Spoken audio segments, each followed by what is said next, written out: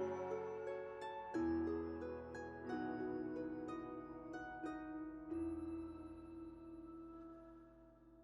oi para o pessoal aí de fora, a turma de internet aí. E é bom ter vocês também. Eu não estou muito acostumado com esse negócio das câmeras, mas sei que vocês estão aí e nosso coração está com vocês também. Um irmãozinho, numa reunião de sábado, me perguntou: Marcos, não vai sair nada escrito? Olha, por enquanto está difícil. Agora, hoje pela tarde agora pela noite me veio essa pergunta nessa cabeça. Quantos de vocês gostariam de ter um manual de sobrevivência do fim dos tempos? O que é um manual de sobrevivência? Aleluia. Eu tenho uma boa notícia para vocês. Esse manual já está escrito. Esse manual está escrito nos mínimos detalhes. O autor do manual, com certeza, não deixou nada de fora, nenhuma vírgula. Nós, quando fazemos nossas apostilas, depois tem que revisar e outra vez. Chega uma hora que o sujeito diz: eu não vou fazer mais apostila, porque é muito... Agora, a palavra do Senhor nunca vai ser revisada, amém? Ela foi dada de uma vez para sempre. Então, hoje, o que nós vamos fazer? Nós vamos voltar para o nosso manualzinho, amém? Na semana passada, o escritor do manual mandou a gente dar um passeio lá no Velho Testamento, e a gente olhar a profecia de Daniel. Nós tivemos, eu creio, foi 2 noites aqui, depois fizemos uma revisão, não foi? Para entender a profecia das 70 semanas, que está lá em Daniel, capítulo 9, versículo 24 a 27. Tendo olhado lá, nós vamos voltar para o nosso manualzinho. Nosso manualzinho é Mateus capítulo 24.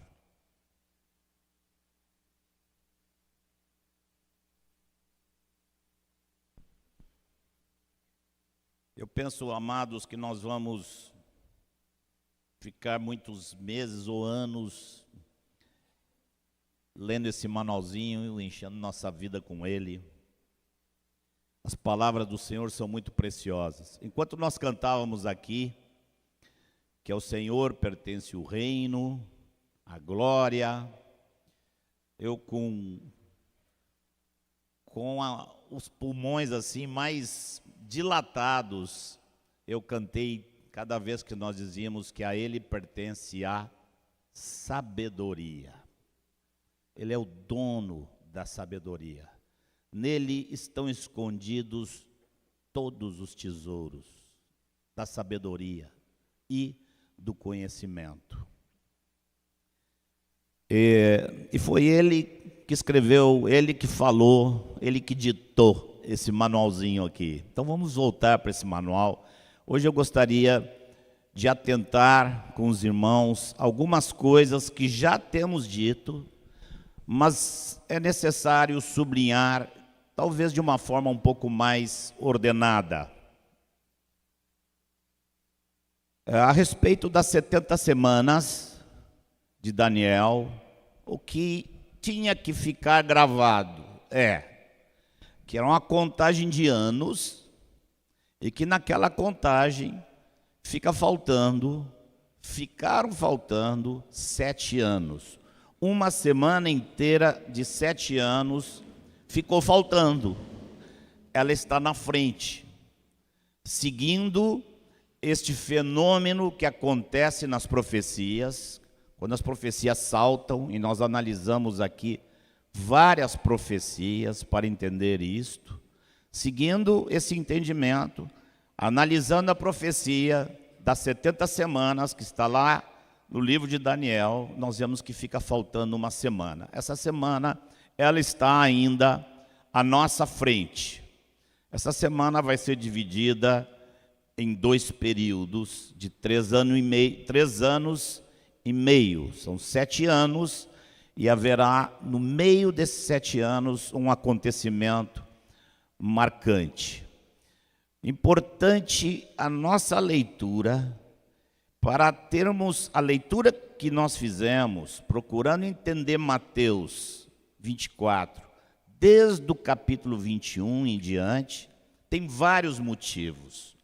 Um deles é entender que, quando Jesus fala em Mateus 24, ele não está falando essas profecias para os judeus, ele está falando para a igreja. Então, os acontecimentos do capítulo 24 incluem a igreja. A teologia muito comum, essa teologia que nasceu na Inglaterra no ano de 1830, nunca havia se falado antes na igreja sobre essa teoria chamada hoje de pré-tribulacionismo. Ou seja, a igreja será arrebatada secretamente. Jesus não aparece para o mundo, Jesus viria só para a igreja e a igreja é arrebatada então no começo, antes de iniciar esses 7 anos. Essa teologia acabou sendo catalogada, cunhada como pré-tribulacionismo. Nunca houve isso na história da igreja antes. Esses irmãos da Inglaterra trouxeram essa teologia para os Estados Unidos. A igreja nos Estados Unidos, quase que na sua totalidade, recebeu esse ensinamento. E como eles se tornaram, no século passado, os maiores missionários que enviaram missionários para todas as nações, obviamente, essa teologia também se espalhou a partir deles. Estivemos essa semana com os pastores revisando esse assunto de uma maneira genérica.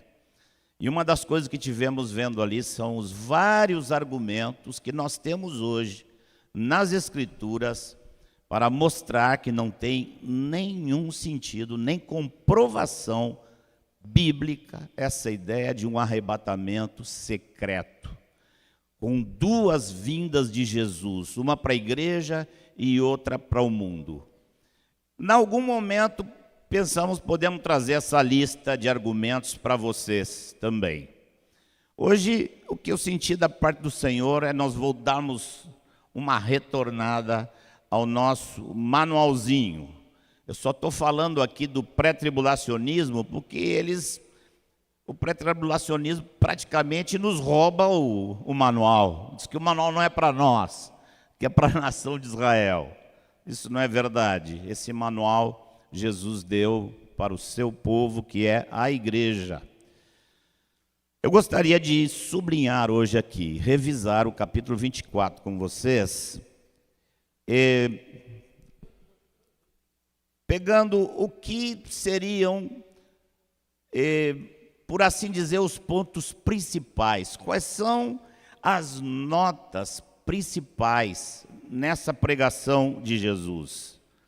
Eu trouxe aqui uma lista, não quero dizer que é uma lista acabada, mas aquilo que mais tem me chamado a atenção, tem saltado aos meus olhos, uma listinha de 5 coisas, 5 verdades ou 5 orientações básicas que Jesus nos dá no capítulo 24, na pregação que vai desde o versículo 4 até o 31, porque nós paramos aqui no 31. A ordem como eu vou colocar não é uma ordem de importância, é apenas a ordem como me veio à mente cada um desses aspectos.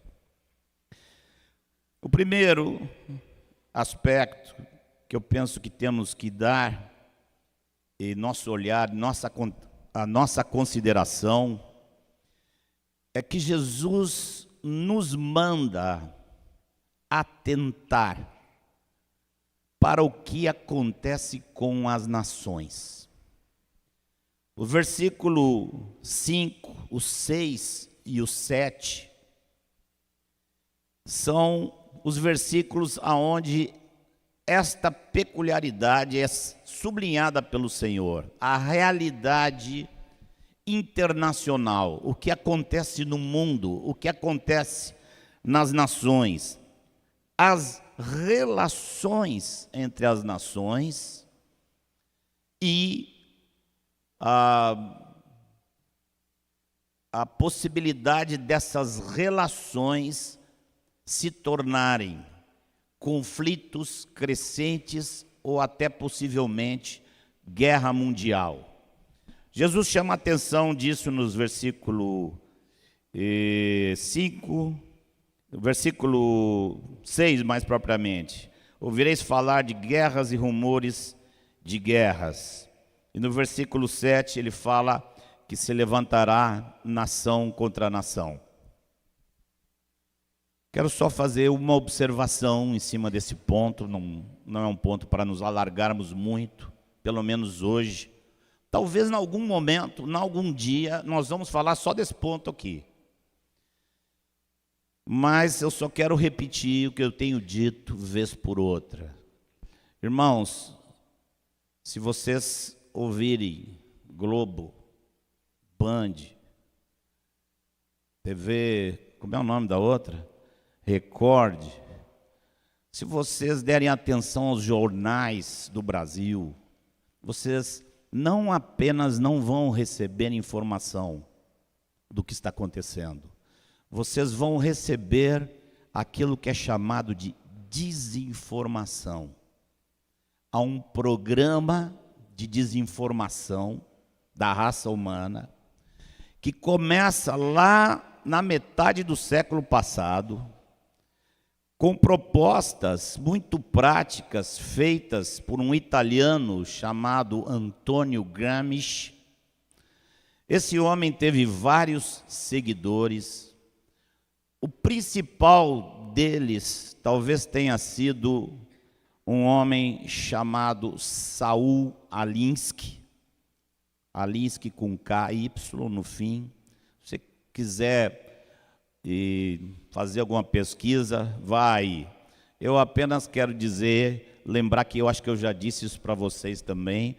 Um dia, uma amada irmã com seu marido, um casal amado, que somos amigos há 35 anos ou mais, foram lá em casa jantar e eu descarreguei esse monte de coisa em cima deles. Falei, eu acho que umas 2 horas, 2h30. E depois eles saíram e passou um tempo e a irmãzinha é muito estreitamente ligada com minha esposa. Ela ligou para a Rejane e disse: Rejane, eu tenho que te confessar que eu saí daí aquele dia pensando que teu marido estava pirando com o que ele estava dizendo. Só que eu fui tratar de pesquisar e não é que é isso mesmo. Hoje um irmão aqui me abordou, eu não tenho recomendado muita coisa não, eu acho que é um assunto um pouco complicado para entrar. Eu recomendo uma coisa ali, outra aqui. Uma irmãzinha me mandou um e-mail: Marcos, você disse que esses meios de informação aí só dão desinformação, mas onde é que está a informação? Eu orei ao Senhor, eu gastei, eu acho que 1h30 montando um e-mail para ela, com vários links para ela dar uma olhada por aí, e pedi para ela a descrição e pedi que não espalhasse, porque essas coisas se espalham às vezes sem a informação ser uma informação conjunta. Apenas, irmãos, hoje um irmão também me disse: Marcos, eu comprei aquele livro, fui ler aquele livro que você recomendou, um livro que eu tenho recomendado publicamente, desse irmão, pastor lá nos Estados Unidos, falecido já, um homem conhecido e respeitado na nação, chamado Dave Hunt, e como ele escreveu esse livro, O Dia do Juízo, Israel, o Islã, Israel e as Nações. O irmão começou a ler, hoje me abordou, disse: Marcos, o que é aquilo? Eu disse: é aquilo, é o que está lá.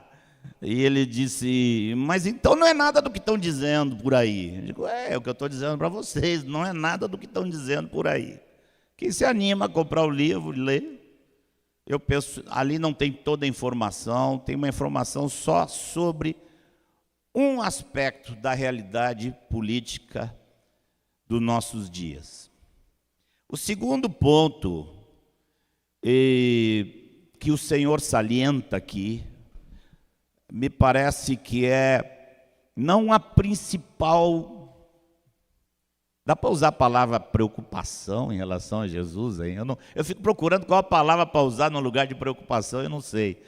Porque Jesus, não sei se...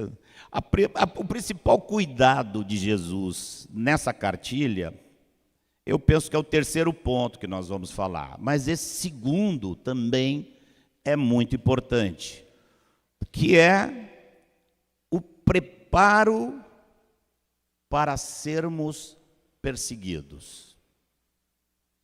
Ele diz: vocês vão ser odiados de todas as nações. E grande parte, talvez a maior parte desse sermão dele é a respeito dessa particularidade de que a perseguição do povo de Deus, a perseguição da igreja, vai se dar numa escala mundial. E aí Jesus fala de coisas outras sérias, ele fala, além de sermos odiados, ele fala de o clima chegar a tal ponto que vai haver traição dentro da própria igreja, traição. E Jesus chama esse tempo de grande tribulação. Interessante que Jesus faz uma referência assim, que esses dias foram abreviados. Foram abreviados. Nas contas de Deus era para ser X, mas Deus disse: não, se for X não vai sobrar ninguém. Jesus disse: se esses dias não fossem abreviados, ninguém seria salvo. E salvo ali é salvo fisicamente. Lembram o que nós vimos de 2 Tessalonicenses, de 1 Tessalonicenses 4, quando Paulo disse que primeiros os mortos em Cristo ressuscitarão e depois nós. E na nossa Bíblia está escrita: os que ficarmos, não é os que ficarmos, é os que restarmos. A palavra ali é paraleipo, significa os que sobrarmos, os que sobrevivermos. E então Jesus, no sermão dele, disse que esses dias eles foram abreviados, porque do contrário ninguém seria salvo. Mas eu não penso... Quando eu leio, vocês me ajudem, vocês leiam comigo, vocês tragam o que o coração de vocês ouve do Senhor. Mas eu, quando leio, eu não sinto assim em Jesus que esse é o ponto principal para ele nesse sermão. Não me parece, embora seja o que ele mais fala. Mas o que me parece que para Jesus é o ponto principal, é o terceiro ponto que nós temos aqui. Nós vimos atentar para o que ocorre com as nações, nos prepararmos para ser odiados, perseguidos, tá? Mas a impressão que eu tenho que o que denota mais forte, e assim, no coração de Jesus, esse Jesus que nos ama e que nos quer com Ele, é o engano. Ele começa a pregação dizendo: vede que ninguém vos engane. Esse, eu penso que é o ponto mais forte que Jesus, entre aspas, se preocupou, tá bom assim? Se preocupou entre aspas. Eu não sei qual outro verbo usar. E ele diz: vede que ninguém vos engane. A coisa mais séria desse tempo, o mais difícil, não é a perseguição física.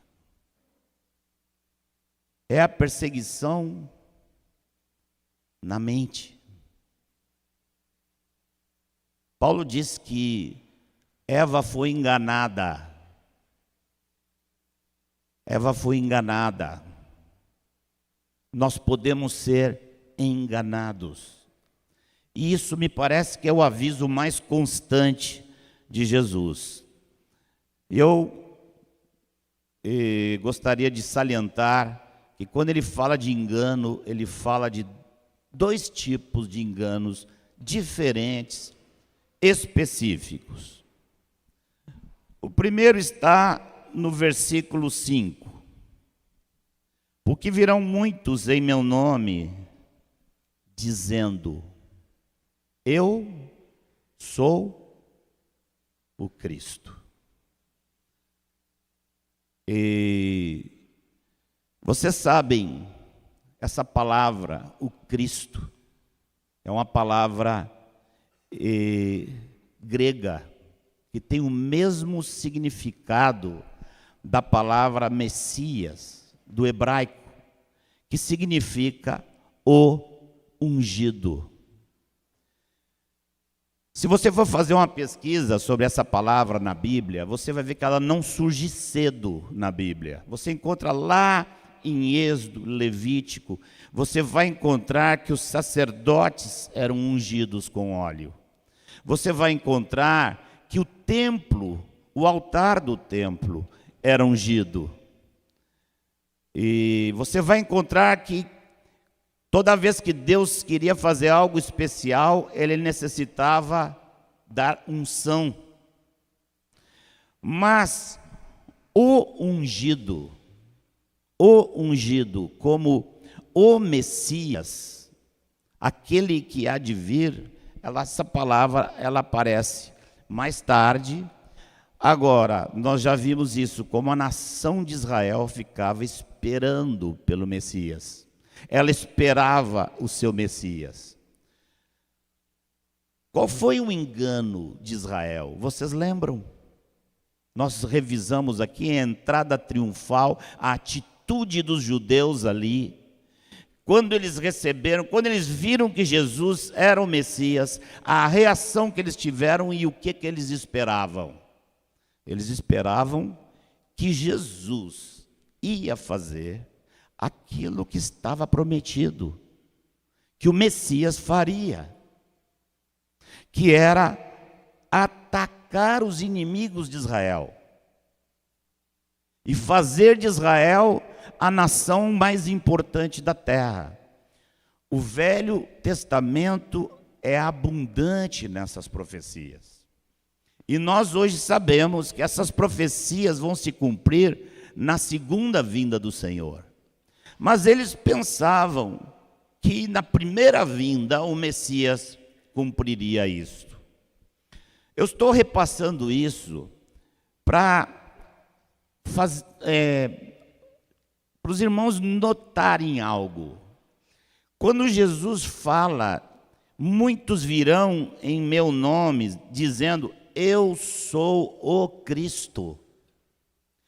Esta palavra, o Cristo, ou o Messias, já estava impregnada do seu sentido mais pleno que não apenas aquela pessoa era ungido, enviado de Deus, mas também que ele era o Salvador.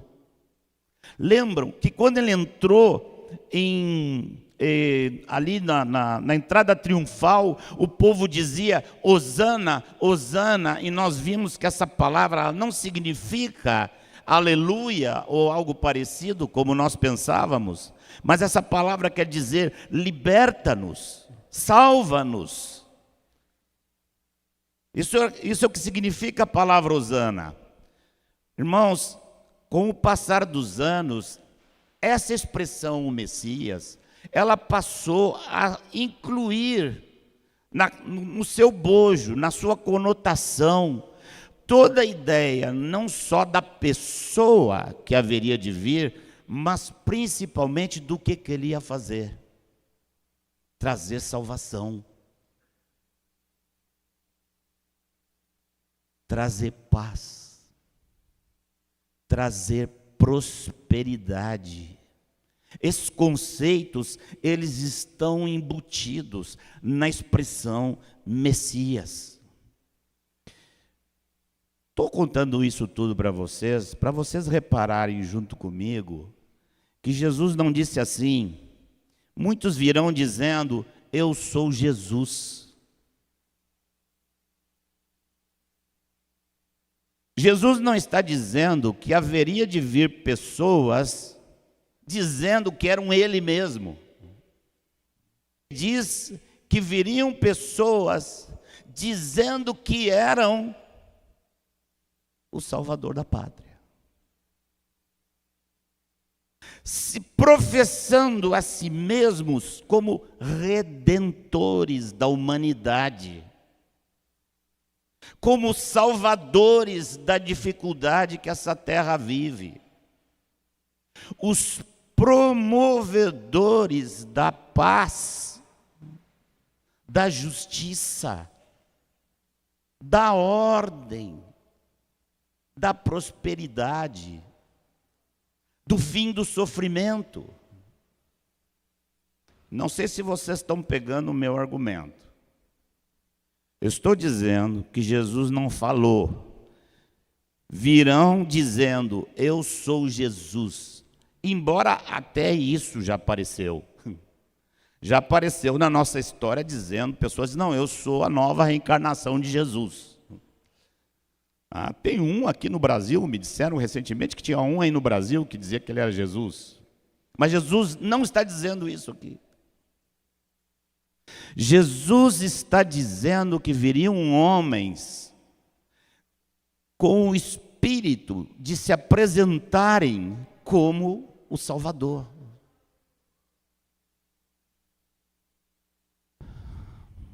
Libertadores do povo.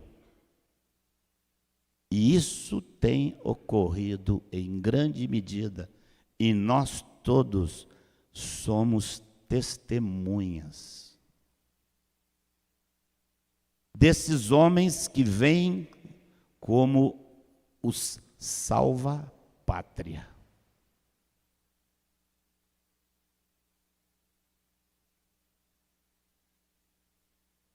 Na base da proposta desses homens, surgiram as piores manifestações da maldade do homem. Você põe aí comunismo, você põe aí o nazismo, você põe aí o fascismo, você põe aí todos os ismos humanos que tinham como base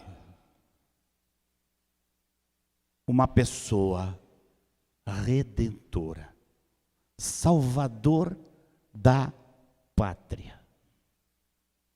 Não sei quantos de vocês procurou alguma vez ver um pouco, assistir alguns documentários sobre o que aconteceu na Alemanha nazista pré-guerra, o que aconteceu na União Soviética, tanto com Lenin como com Stalin.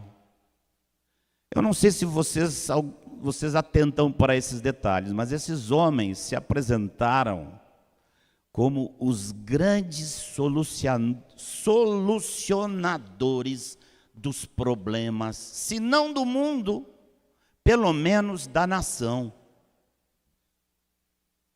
Quando você vê a história de Hitler,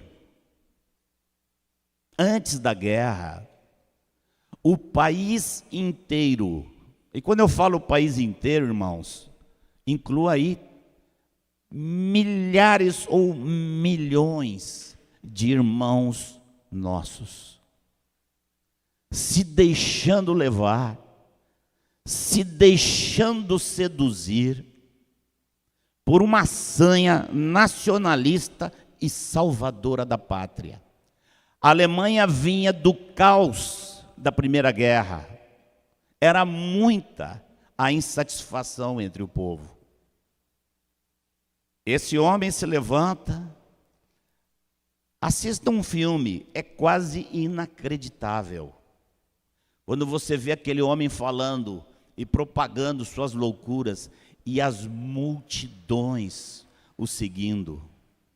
Eu me pergunto, depois que começou aquela guerra a se transformar naquilo que foi, o que nossos irmãos na Inglaterra, que tinham dado todo aquele apoio, o que eles começaram, como ficou a cabeça deles?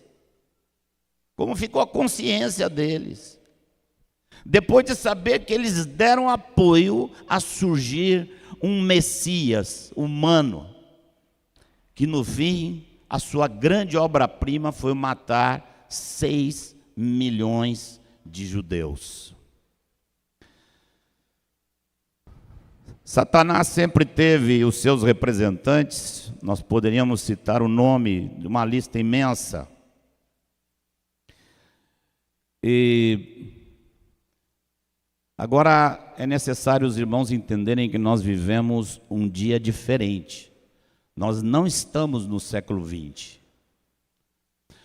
Os promotores da hegemonia mundial, aqueles que querem levar este mundo a um controle único e total, eles sabem, e isso eles sabem há 6 décadas, que eles não podem conseguir isto simplesmente pelo poder das armas. A arma deles não é mais o fuzil, não é mais a metralhadora. A arma deles é a mídia. A arma deles é Hollywood.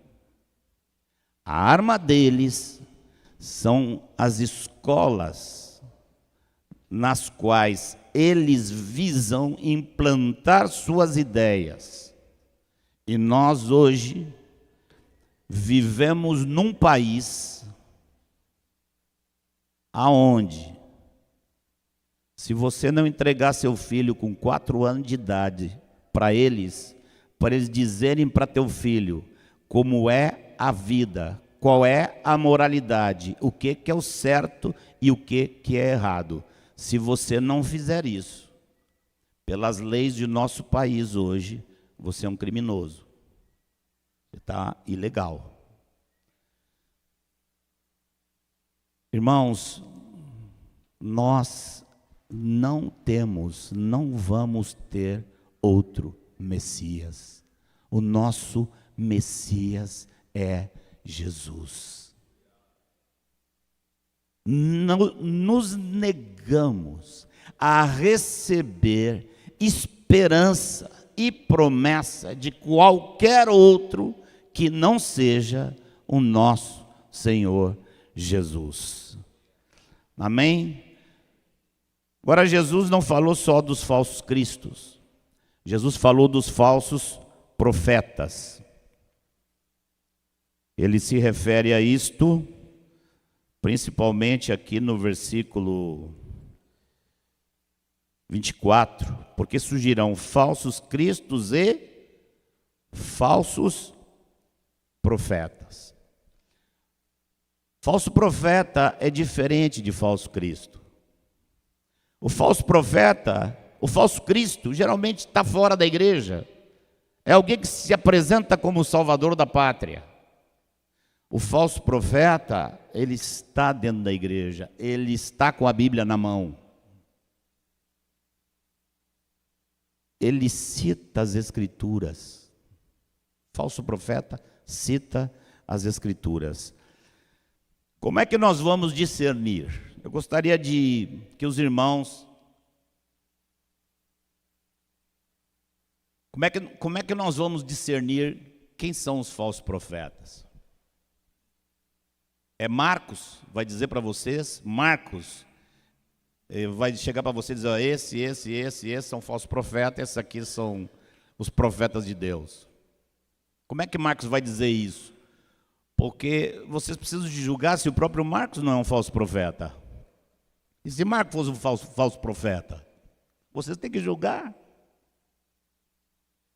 Então, as Escrituras vão nos ensinar como discernir um falso profeta. Existem sinais específicos do falso profeta. E agora, sobre isso que eu falei, de que eles se levantam dentro da igreja, você pode anotar, nós não vamos ler agora, Atos 20, de 29 a 30. Paulo fala, depois da minha ausência, penetrarão no vosso meio lobos vorazes. Lobos vorazes penetrarão.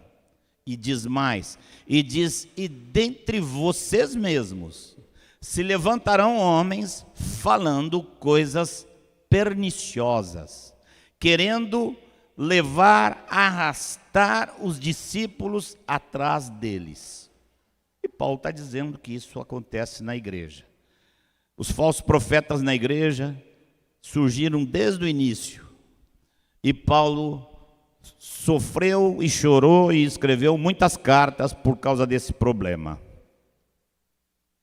Mas eu queria dar algumas dicas, e principalmente da falsa profecia histórica e da falsa profecia de hoje. Historicamente, você vai encontrar a referência a esses falsos profetas em Jeremias, capítulo 6, versículo 14. Jeremias, capítulo 6, versículo 14. E capítulo 8, versículo 11. E Deus descreve o espírito da falsa profecia. Deus diz que eles falam, que eles agem assim. Curam, isso é o que está escrito lá, tá? Você não precisa abrir. Curam superficialmente a ferida do meu povo, dizendo, paz, paz, quando não há paz. Esse é o sinal número 1 da falsa profecia, queridos. É prometer que está tudo bem com Deus, para quem não pode receber essa promessa. Deus estava insatisfeito com Israel. E Deus levanta Jeremias para falar ao povo. Jeremias então é usado por Deus para dizer ao povo o que havia na vida do povo que não estava conforme a vontade de Deus. Mas ao mesmo tempo que Jeremias se levantava, os falsos profetas também se levantavam. E os homens então escolhiam a quem ouvir. Se não, profetizem-nos paz. E não faltava profetas para profetizar paz, paz, paz. Quando aquele povo deveria estar em arrependimento, em lágrimas, com um pano de saco e cinza, se levantam homens para dizer: não, não, não, nada disso é necessário. Deus está bem com vocês. Vocês não são nação escolhida de Deus? Deus não chamou vocês? Vocês não são descendentes de Abraão? Esse é a segunda característica do falso profeta, que sai dessa primeira. O falso profeta sempre quer te dar um bilhete de garantia. Fique bem, está tudo bem, não te preocupe, você é do povo de Deus, Deus te ama, então você não tem que se preocupar. Aí não havia correção e nem arrependimento.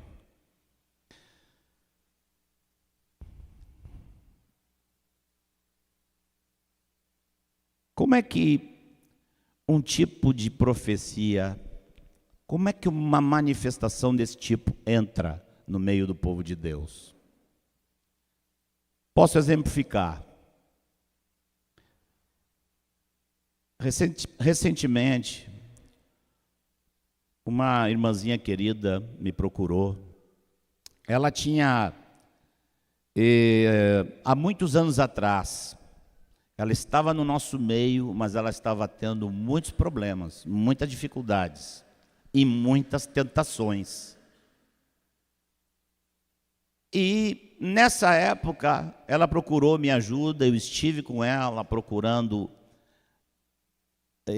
alimentá-la na fé, adverti-la, encorajá-la, animá-la. Mas, na época,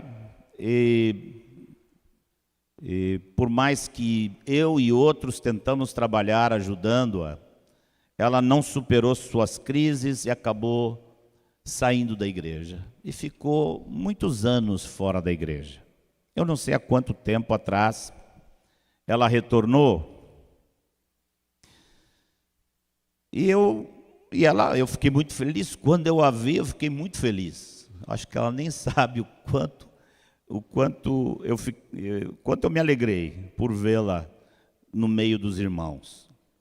Mas ela me procurou para conversar um pouco mais a fundo, e Deus me colocou no coração dizer uma coisa para ela, que tem a ver com isso que nós estamos falando aqui, com o espírito da falsa profecia, com o espírito do engano.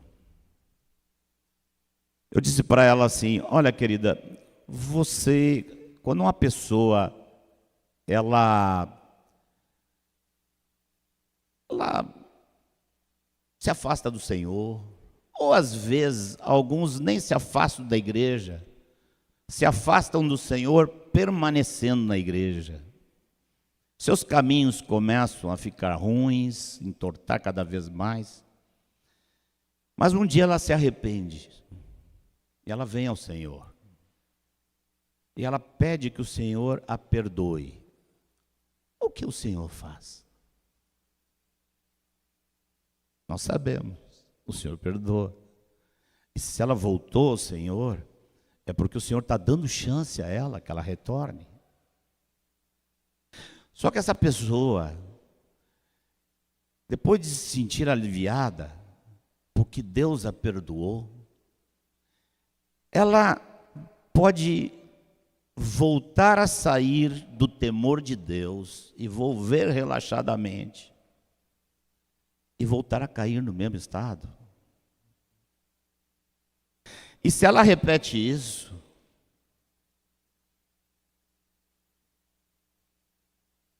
depois ela se arrepende, o que faz o Senhor? O Senhor a recebe.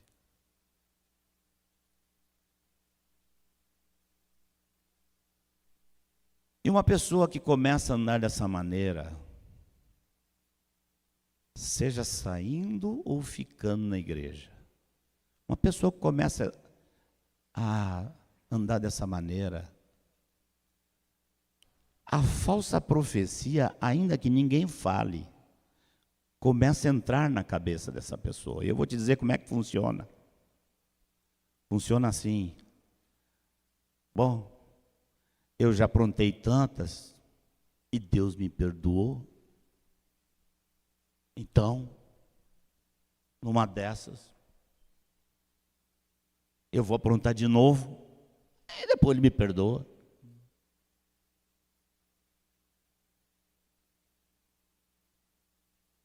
Há um risco imenso nessa atitude. E eu, não querendo ser falso profeta com essa irmãzinha, eu disse, vamos ler 2 textos aí, para te ajudar a andar no temor. Eu vou pedir que os irmãos abram esses textos junto comigo.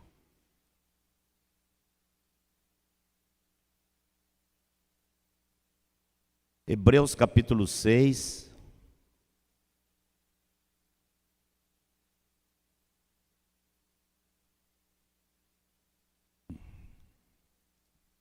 Hebreus capítulo 6, versículo 4 ao 8.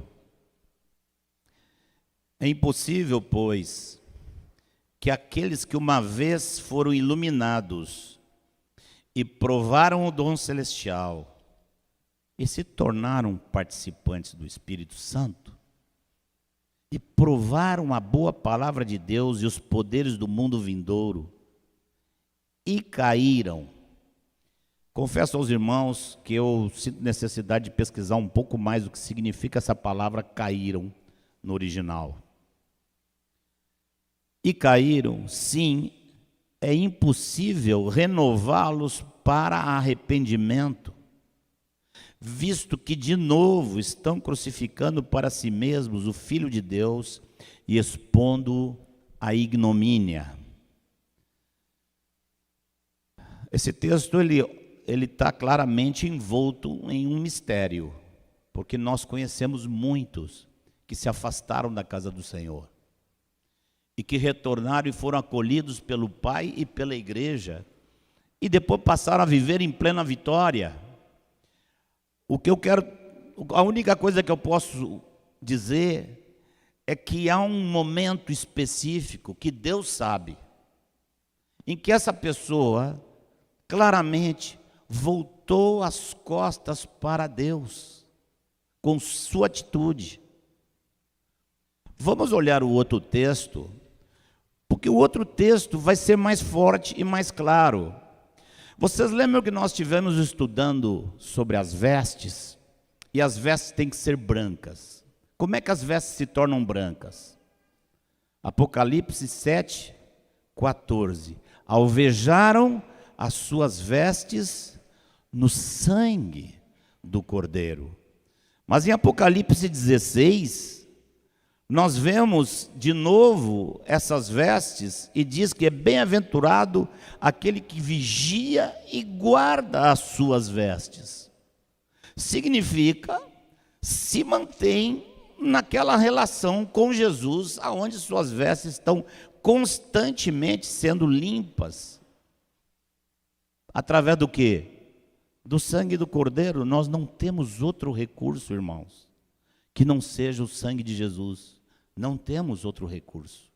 Então aqueles que guardam as suas vestes, as guardam limpas no sangue de Jesus. Hebreus capítulo 10, versículo 25.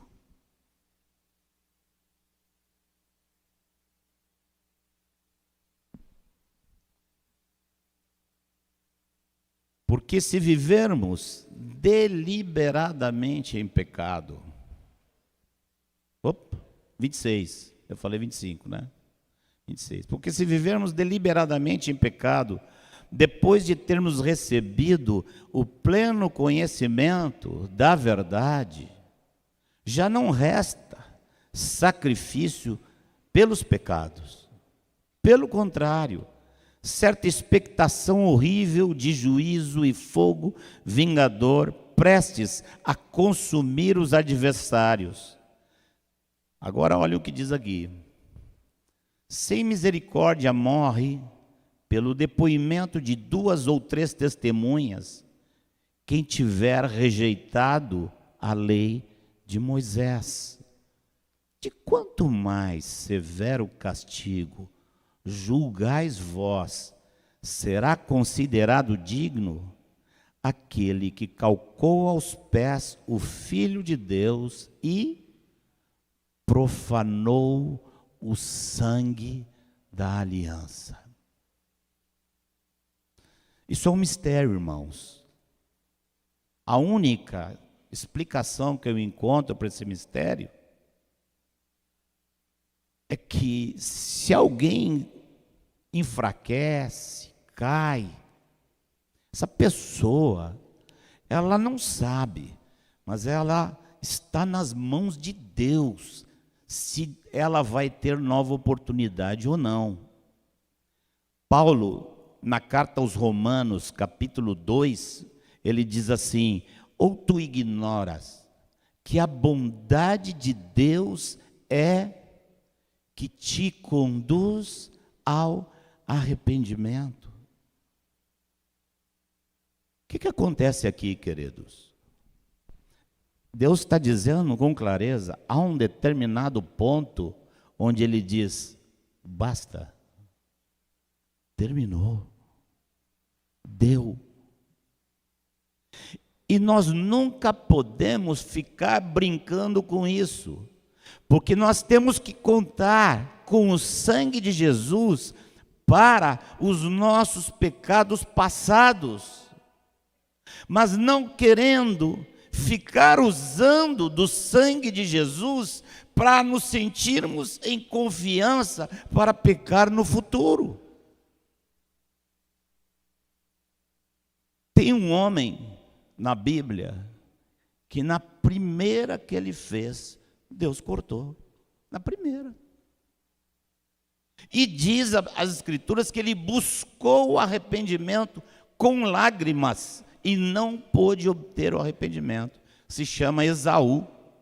E trocou o direito de primogenitura, que era o reino de Deus, trocou por um prato de lentilhas. E depois, quando ele quis se arrepender, buscou arrependimento com lágrimas e Deus não lhe concedeu o arrependimento. E o espírito da profecia vai te levar a descansar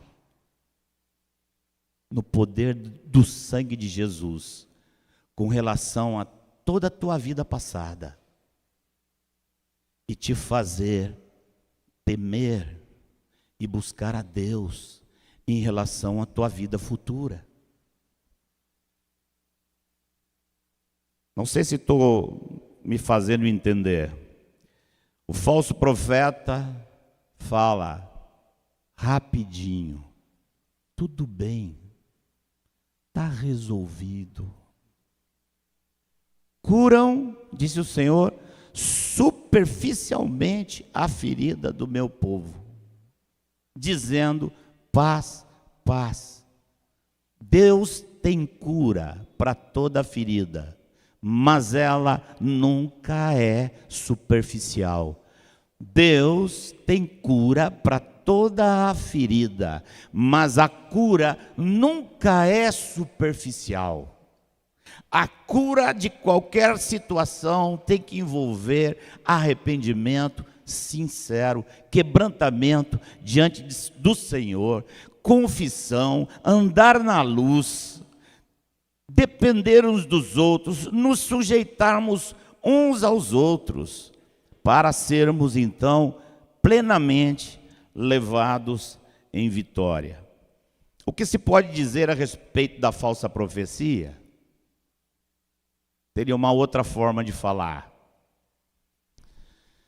Uma vez o Ivan disse assim: o falso profeta é aquele que diz o que o povo quer ouvir. Não diz as Escrituras que no fim os homens iam sentir coceiras nos ouvidos, se cercando de mestres. Que tipo de mestre? Um mestre que diga aquilo que ele gosta, aquilo que ele quer ouvir. O falso profeta te dá um bilhete de garantia que Deus nunca deu. E o falso profeta também, como último item, vou dizer, o falso profeta te diz que como Deus é bom, você não deve ter problemas na sua vida. Você não deve sofrer. Pare de sofrer, te diz o falso profeta. Pare de sofrer. Isso não está de acordo com as Escrituras. É para você ter uma fé que te livre do sofrimento. E isto não é verdade, isto não é verdadeiro. 10:10, cheguei na metade da minha pregação. Terceiro ponto foi cuidado com o engano. Falsos cristos e falsos profetas. Quarto é resultado desse terceiro. Cuidado com o esfriamento. Jesus não fala só dos falsos cristos e dos falsos profetas. Jesus fala do que esse tempo final pode produzir no seu coração. Jesus fala de uma coisa que ia se multiplicar, a iniquidade. Isso nós tivemos uma vez ministrando aos irmãos. A palavra lá no grego é anomia. Anomia. Anomia significa sem lei. E o que Jesus estava dizendo é, por aumentar o sem lei, muitos se esfriarão. O amor de muitos se esfriará. A graça mal entendida vai levar a crer que nós estamos desobrigados da lei de Deus.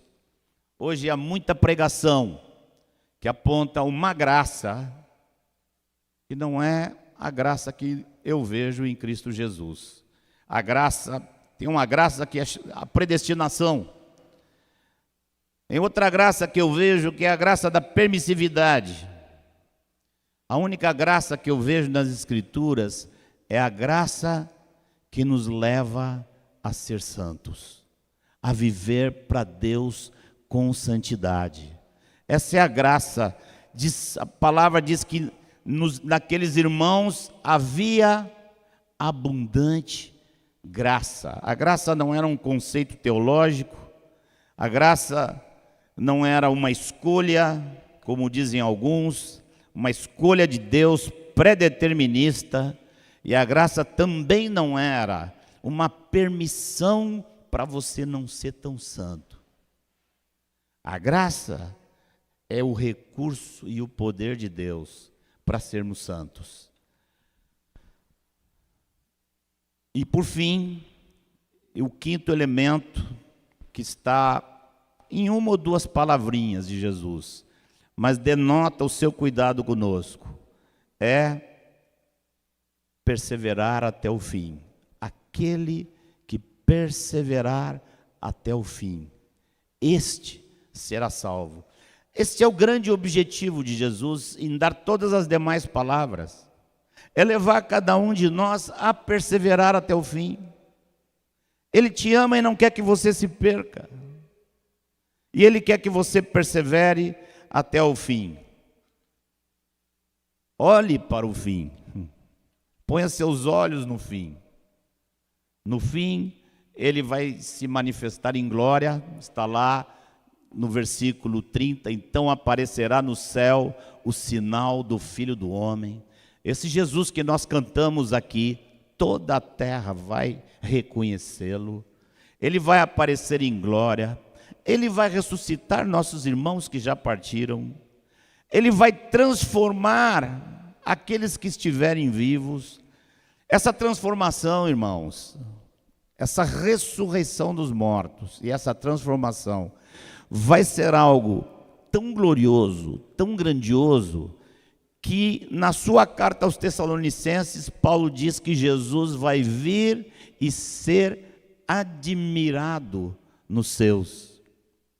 O mundo inteiro, os poderosos, os ricos, os que comandam, os que têm os recursos financeiros, os que pensam que governam esse mundo, no fim vão descobrir que a terra estava prometida como herança para essa gente que se reúne aos domingos, às sextas, aos sábados, para cantar louvores, levantar as mãos para os céus. O mundo inteiro vai ver isso. O mundo inteiro vai ver que os simples foram salvos. E foram salvos porque essa era a sabedoria de Deus. Então diz que aí no fim, Cristo Jesus vai ser admirado naqueles que creram.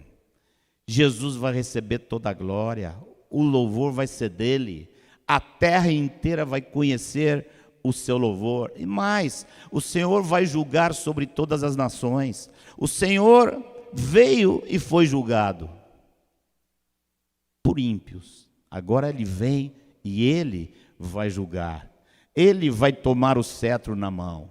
E a esses que ele ressuscitou, a esses ele vai fazer que reinem com ele. Ao vencedor dar-lhe-ei que seja, que vai reger as nações com cetro de ferro.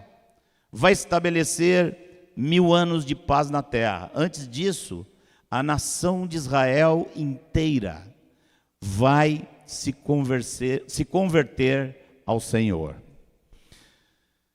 Irmãos, que dias terríveis nós vivemos. O que Jesus nos adverte aqui, o pior, não está para vir. Não está para vir. A perseguição, talvez para a igreja aqui no Ocidente, talvez seja o melhor. Talvez seja aquilo que vai mover a igreja. O pior é o que a igreja passa hoje. As pressões que nós recebemos hoje.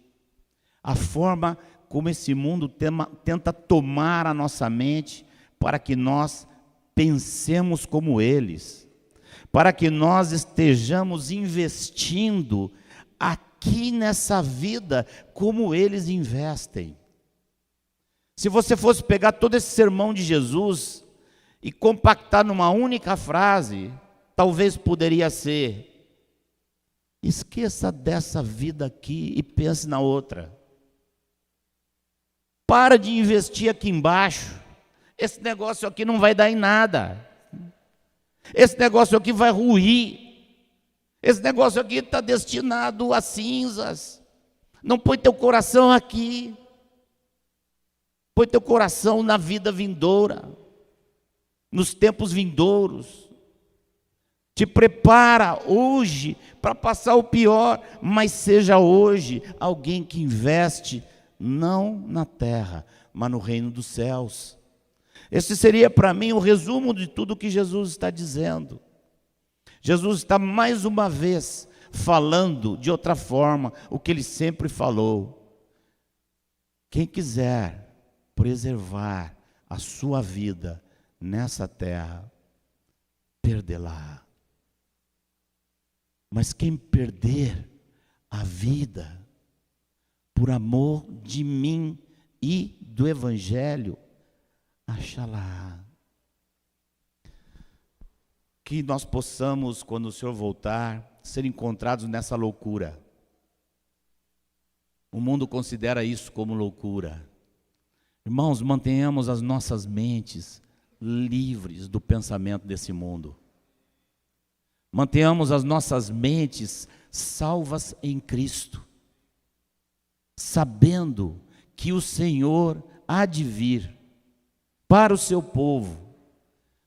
E hoje é dia de investir naquele tempo que há de vir. Não vamos esperar o tempo chegar. Nós temos que investir hoje. Hoje nós temos que investir.